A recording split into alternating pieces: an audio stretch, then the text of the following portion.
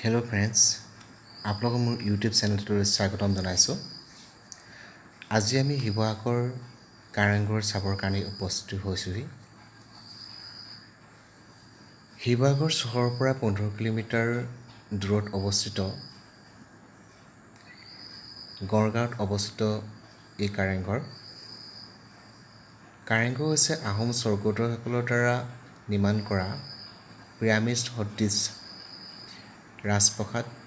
1540 খ্ৰীষ্টাব্দত আহোম স্বৰ্গদেউ চুকলুঙে এই কাৰেংঘৰ নিৰ্মাণ কৰিছিল, যদিও পাছত প্ৰমত্ত সিংহই ইটাৰে এই কাৰেংঘৰ নিৰ্মাণ কৰে। ইয়াৰ চাৰিওফালে সেউজীয়া পৰিৱেশ আৰু তাৰ মাজত আহোম ৰাজপ্ৰসাদ, কি সুন্দৰ পৰিৱেশ নহয়নে? চাৰিওফালে কেৱল সেউজীয়া, যেনিয়ে চোৱা যায় কেৱল ফুলনি। আহকচোন আমি এই কাৰেংঘৰটো উপভোগ কৰোঁ। এতিয়া আমি কাৰেংঘৰ মাজলৈ সোমাই যাওঁ, আপোনালোকে চাই থাকিব।